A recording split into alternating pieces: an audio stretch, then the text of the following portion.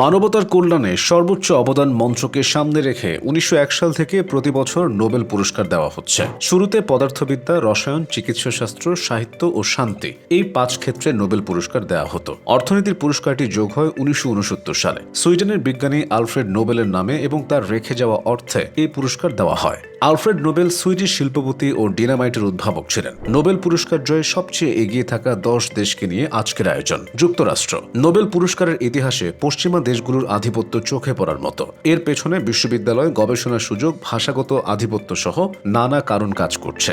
এখন পর্যন্ত সবচেয়ে বেশি নোবেল পুরস্কার গেছে যুক্তরাষ্ট্রে ৪২৩টি। মার্কিনরা সবচেয়ে বেশি ১০৯ বার চিকিৎসা শাস্ত্রে নোবেল পুরস্কার পেয়েছেন। এরপর যথাক্রমে পদার্থবিদ্যায় ১০০ বার, রসায়নে ৮৬ বার, অর্থনীতিতে ৬৯ বার, শান্তিতে ২৮ বার এবং সাহিত্যে ১৫টি বার নোবেল পুরস্কার গেছে যুক্তরাষ্ট্রের ঘরে।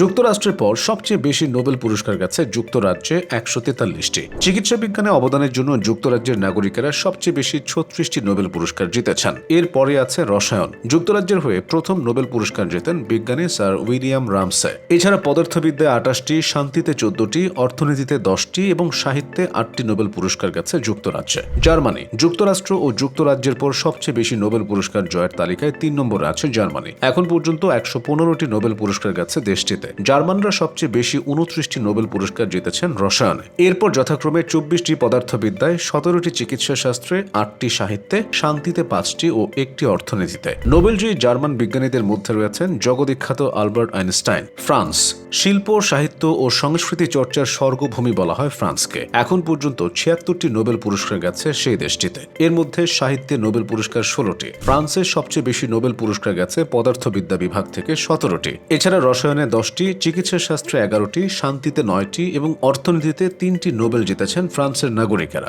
প্রথম নারী হিসেবে নোবেল পুরস্কার জয় করেন ফরাসি বিজ্ঞানী মেরি কুরি। সুইডেন এখন পর্যন্ত ৩৪টি নোবেল পুরস্কার সুইডেনে রয়ে গেছে। সাহিত্য ও চিকিৎসা শাস্ত্রে ৮টি করে নোবেল পুরস্কার পেয়েছেন সুইডেনের নাগরিকরা। এরপর যথাক্রমে রসায়নে ৫টি, শান্তিতে ৫টি, পদার্থবিদ্যায় ৪টি ও অর্থনীতিতে ২টি নোবেল পুরস্কার। জাপান এশিয়ার দেশগুলোর মধ্যে সবচেয়ে বেশি নোবেল পুরস্কার গেছে জাপানে। এখন পর্যন্ত জাপানের নাগরিকেরা ৩১টি নোবেল পুরস্কার জিতেছেন। দেশটিতে সবচেয়ে বেশি নোবেল পুরস্কার গেছে পদার্থবিদ্যায়। এরপর যথাক্রমে রসায়নে ৭টি, চিকিৎসা শাস্ত্রে ৫টি এবং সাহিত্য ও শান্তিতে ২টি করে নোবেল পুরস্কার জাপানে গেছে। রাশিয়া সোভিয়েত পূর্ব রুশ সাম্রাজ্য যুগে রুশ বিজ্ঞান চর্চার বিকাশকালীন ১৯০৪ সালে চিকিৎসা শাস্ত্রে নোবেল পুরস্কার জেতেন চিকিৎসা বিজ্ঞানী ইভান পাভলভ।